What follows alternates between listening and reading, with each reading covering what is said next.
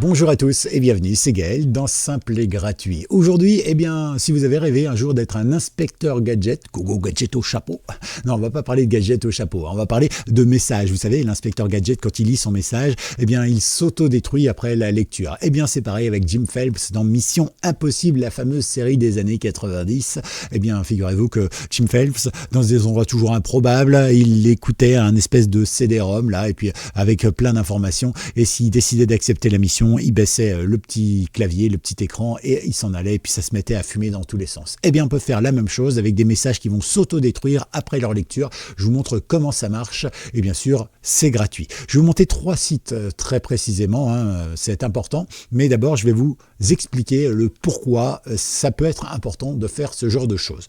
Alors bienvenue à tous dans cette chaîne, pensez à liker la vidéo, pensez à vous abonner et pensez également à regarder dans la description, je vous mets plein de bonus qualitatifs, gratuits, comme le lien vers la newsletter gratuite, ou bien encore des articles Patreon gratuits qui sont sur mon Patreon. N'hésitez pas à y faire un petit tour. Voilà, et plus vous abonnez, plus vous likez, plus vous mettez des commentaires, plus ça référence la chaîne. Alors de temps en temps, j'ai quelques haters, vous savez, des gens un peu haineux et tout ça, qui mettent des commentaires pas très sympas. Je like toujours, d'abord parce que ça doit les faire rager un petit peu, et puis parce que quelque part, ils participent inconsciemment au fait que ça booste la chaîne. Alors merci à eux. En tout cas, quoi qu'il arrive, ici, je vais vous faire une petite démo toute simple. On va prendre Harry, qui est soit sur son mail orange.fr et Ron par exemple qui serait sur son mail Gmail, Hotmail, Apple, enfin bref tous ceux qui récupèrent les données et qui les revendent et tout ça. Et puis vous pouvez également faire la même chose avec les SMS. Par exemple lui serait chez l'opérateur SFR et l'autre il serait chez l'opérateur Bouygues. Ce serait pareil, d'accord? Donc ce que je vais vous montrer et ce que je vais vous expliquer là, ça fonctionne dans tous les cas où il y a des échanges de messages. Ok, donc là on va dire que Harry il envoie un petit message à Ron pour dire que le Choixpeau s'est trompé et que finalement l'année prochaine il ne sera pas à Gryffondor mais bien à Serpentard, et ça ne l'arrange pas beaucoup parce qu'il va être dans la même chambrée que son ami, et son ennemi de toujours, le minet blond qui sortait en plus avec la plus jolie fille de la classe. Mais bon, que voulez-vous? En tout cas, quoi qu'il arrive, là on va se retrouver avec quelque chose où effectivement Harry va envoyer ce message à Ron, ça fait 2 personnes qui sont au courant, mais aussi Orange et toute l'entreprise va être au courant et Gmail, Apple, etc. vont être aussi au courant. Alors en France, il y a des lois normalement sur la récupération de données et tout ça, donc on imagine que Orange s'y plie et donc ne récupère pas vos données, enfin ne vont pas les chercher, mais elles sont là sur leur serveur et à tout moment, il suffirait qu'on change la loi ou qu'on change de politique d'entreprise pour récupérer toutes vos données. Et pareil ici même chez Ron, qui est par exemple chez Gmail ou chez Apple, etc., etc. Donc vous voyez que en réalité, vous êtes au courant, le destinateur aussi, mais tout plein de gens sont au courant. Donc, ça peut poser problème. Et c'est pareil, évidemment, quand vous envoyez un SMS à quelqu'un. D'autant plus que nos SMS sont gardés, je crois, c'est 3 ans pour la loi, tout comme les appels téléphoniques que l'on fait sont enregistrés et gardés pendant 3 ans, etc., etc. Ça sert pour la DGSE, pour tout ça. Bref, dans le principe, toutes les données que l'on a, globalement, on est au courant. Alors évidemment, si on dit « Salut maman, est-ce que ça va? Est-ce que je peux venir chez toi prendre le goûter demain ?» À la limite, on s'en fiche que Orange le sache et que Gmail le sache. Mais si vous allez, par exemple, parler avec votre oncologue, votre médecin, etc., etc., vous n'avez peut-être pas envie que le monde entier puisse savoir en faisant une simple recherche Google, parce que vos données auront été revendues et parfois pas forcément totalement anonymisées. Donc, la solution que je vais vous proposer, elle vous permettra de le faire. Alors, je vous en avais déjà proposé 2. La première, c'était celle-ci. Vous vous souvenez peut-être, c'est un logiciel open source que vous mettez sur votre ordinateur, par exemple Linux, Mac ou Windows, et puis vous pouvez donc écrire votre message, le chiffrer, et ensuite vous mettez en pièce jointe ce message chiffré. Vous envoyez la clé de le mot de passe entre guillemets au destinataire par un autre biais. Par exemple, si vous envoyez un email avec le message chiffré, vous envoyez la clé par SMS à un autre via votre opérateur SMS, etc., etc. Comme ça, ça permet de brouiller un petit peu les pistes. Ok, c'est le principe du banquier, je vous le rappelle. Votre banquier, si vous n'avez qu'une seule banque, il sait tout de vous. Il sait ce que vous achetez, ce que vous consommez, ce que vous dépensez, ce que vous rentrez comme argent, etc., etc. D'accord? Par exemple, il sait que vous avez dépensé 200 € d'essence ce mois-ci, que vous êtes abonné à tel fournisseur d'accès vidéo, que vous êtes un client de chez Orange, que vous avez, votre abonnement à tel site de rencontre ou bien à tel magazine porno, etc., etc. Vous voyez, il sait tout, votre banquier. Alors, si vous avez plusieurs banques, en réalité, ça va brouiller les pistes. Sauf évidemment si vous prenez plusieurs banques du même groupe. Et là, ce serait complètement stupide. Mais bon, globalement, vous l'avez compris, il faut toujours essayer de brouiller les pistes pour être le plus anonyme possible et éviter les recoupements faciles. Ok, donc là, c'est un petit peu ce que l'on va faire. Et là, donc, cette vidéo que je vous montrais ici, eh bien, je vous avais expliqué que vous pouviez le faire très simplement. Mais c'est vrai que bon, si vous êtes comme moi et que vous avez un poil dans la main, ou plutôt tout ce que vous n'avez pas sur la tête, vous l'avez dans la main, eh bien, du coup, c'est un peu contraignant. Moi, je le fais parce que c'est sécurisé et parce que ça m'intéresse, mais voilà, je me force à le faire. Voilà, c'est pas intuitif, d'accord? Sinon, je vous avais proposé cette vidéo-ci qui proposait quelque chose de peut-être beaucoup plus simple. Ça se passe si vous avez Proton, par exemple, Proton Mail, qui est très bien, gratuit, suisse, sécurisé, mais bon, vous savez, une entreprise peut à tout moment changer sa façon de penser, sa façon de faire et tout ça, et donc, bon, bah, on pourrait très bien récupérer vos données. On ne sait pas, ça reste une entreprise. Voilà, je ne dis pas qu'ils le font ou quoi que ce soit. Mais globalement, Proton, ils ont inventé un petit truc. Quand vous cliquez dans les options, vous pouvez faire en sorte que lorsque Harry va envoyer son mail à Ron, Ron va en fait recevoir un message avec un lien, et ce lien en fait va le renvoyer directement sur une boîte temporaire de Proton dans lequel sera stocké le message de Harry. Ce qui fait que, eh bien ici, Gmail, Orange, Yahoo, Hotmail, Apple, tous ceux qui piquent les données et tout ça, bah, en fait ils sont un peu berniques parce qu'ils n'ont plus accès à ces données puisque tout se passe directement dans les serveurs de Proton. Voilà, comme ça c'est une manière un petit peu plus sécurisée peut-être d'avoir nos informations qui sont safe, entre guillemets. Ok, ça c'est les deux choses que je vous avais montrées. Je vous invite à regarder les vidéos, je vous les mettrai en description aussi. Alors, quelles sont les trois possibilités, trois choses que je vous propose aujourd'hui? Trois sites très intéressants. Le premier, eh bien, c'est une entreprise suisse également. Donc ici, on n'est pas du tout sur le bon truc. Donc ici, l'entreprise suisse, ici, il s'agit tout simplement de privnote.ch. C'est vrai que les Suisses font beaucoup pour la préservation des données et tout ça.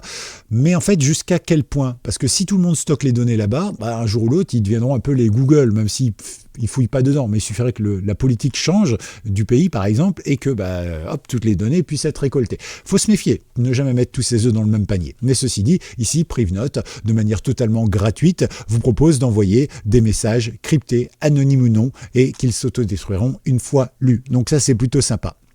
Alors ensuite ici, bien première chose qu'on voit, c'est qu'on a un consentement ici sur le côté. On accepte les cookies ou pas. Notez que vous ne savez pas ce que vous acceptez comme cookie ou pas.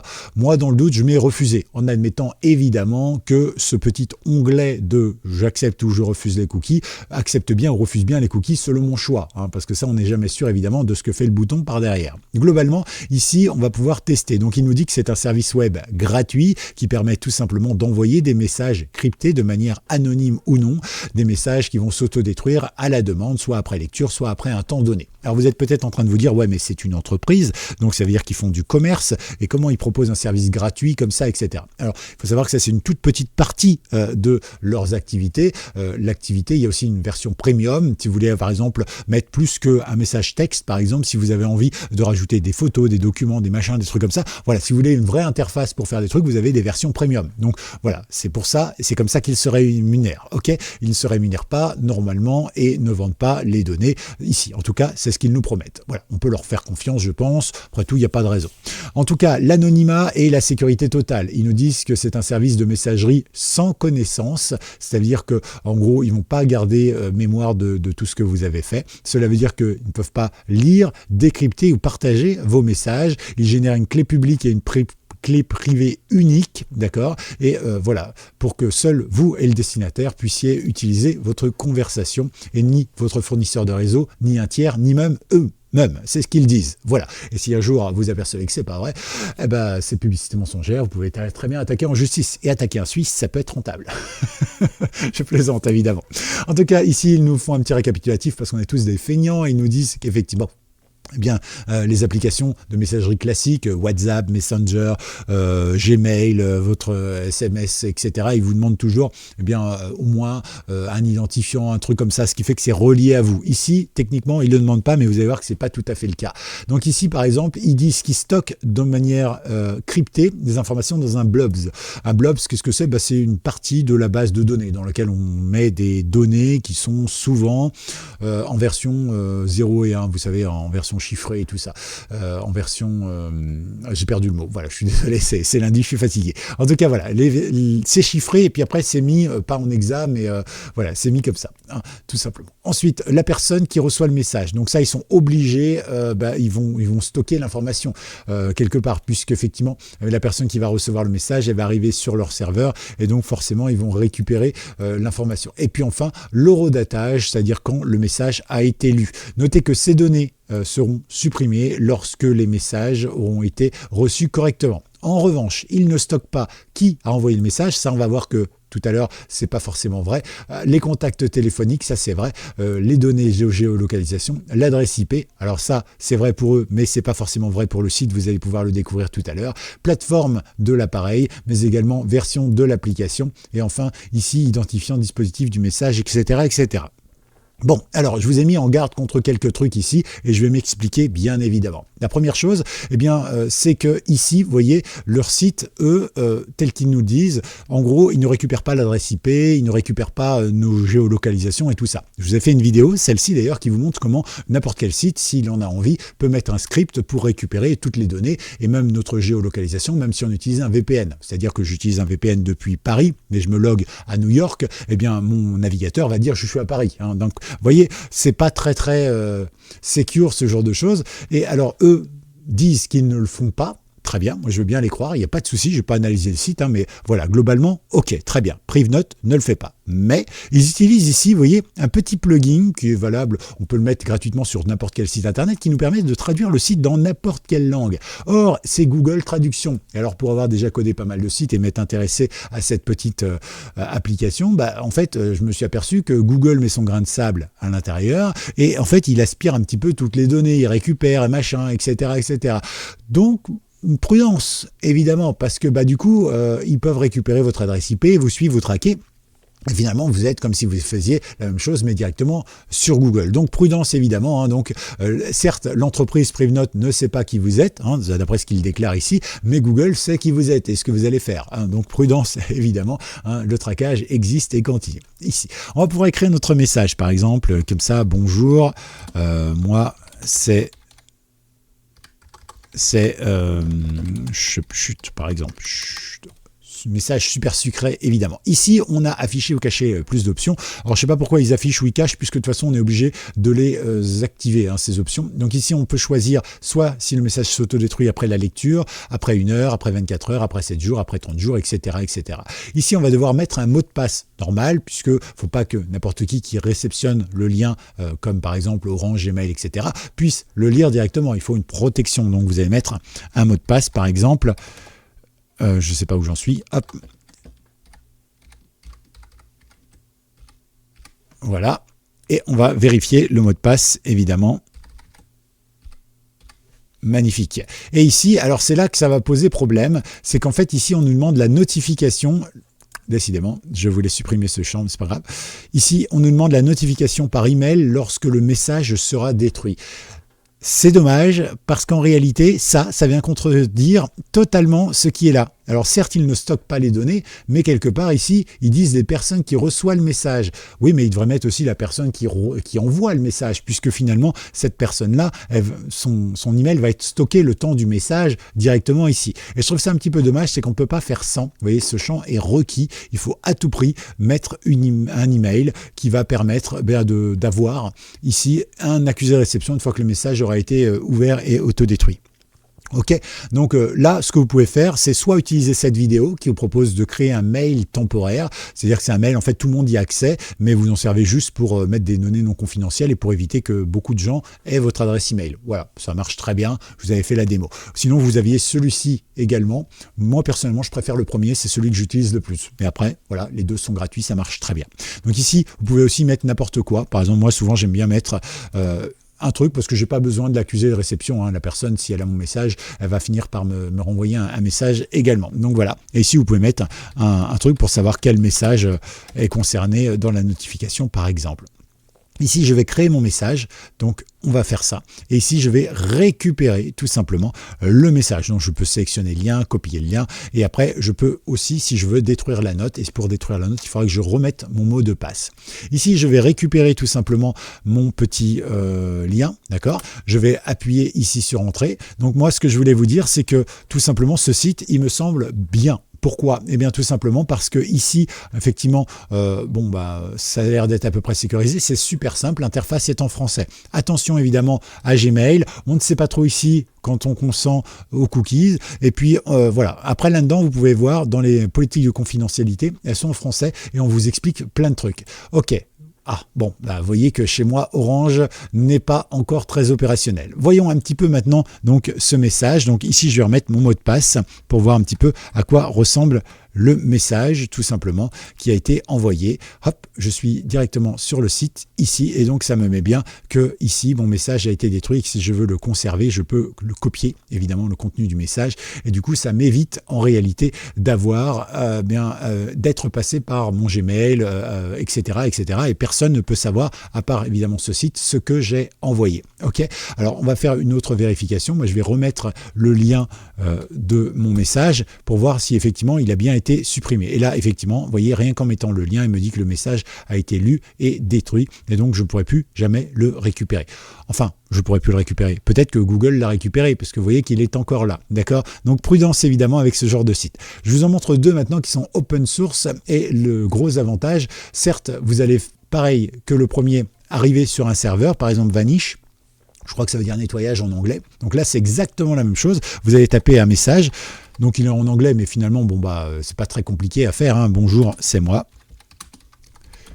Voilà, et ici, vous allez aller sur la petite roue crantée. Sur la petite roue crantée, vous allez pouvoir choisir le mode de chiffrage, de cryptage, etc. Donc, soit vous mettez un mot de passe, soit vous mettez un chiffrage AES, etc., etc. Là, par exemple, je vais mettre un password. Quand est-ce que ça va être expiré? Alors, Express, vous voyez, c'est assez simple, puisque ça ressemble beaucoup au français. Hein, donc je pense que là, c'est très simple. Donc, viewing, 1 heure, etc., etc. Dès que ça a été vu, par exemple, et ici, vous mettez un mot de passe. Donc, ici, par exemple, BS, on va mettre DS voiture, par exemple. Voilà, ça, ce sera mon mot de passe. OK, et une fois que c'est fait, je n'ai plus qu'à générer mon lien. Parfait. Et donc là, j'ai mon lien. Je vais pouvoir le copier et l'envoyer directement à la personne. Il faudra qu'elle mette son message DS voiture, par exemple, pour pouvoir lire le message. Ce sera le mot de passe et vous faites exactement la même chose. Alors, vous allez me dire, mais en fait, la différence entre celui-ci et le premier, ici, c'est quoi? Eh bien, c'est que celui-ci est en français, il est en Suisse. Celui-ci, il est stocké, je ne sais pas où, on n'a pas vraiment d'informations. Mais celui-ci, notez bien, il est open source, ce qui veut dire que quand vous allez aller sur l'open source, vous récupérez le code et vous allez d'abord pouvoir voir un petit peu comment fonctionne le code, s'il récupère les données ou pas, s'il les efface, etc. Donc ça, c'est très intéressant. Et la deuxième chose que vous allez pouvoir faire, eh bien, c'est tout simplement récupérer le code et le mettre sur votre propre serveur. Ce qui fait que vous allez avoir quelque chose de super sécurisé directement chez vous, etc., etc. D'accord? Donc ça, c'est plutôt bien et ça va vraiment vous permettre de pouvoir voir un petit peu comment ça fonctionne, de pouvoir le développer, l'utiliser chez vous. Voilà. Donc si vous n'avez pas confiance dans ce site internet là, donc vous pouvez très bien récupérer le code du site internet et du coup le déployer vous-même sur votre site après l'avoir vu et observé et scruté.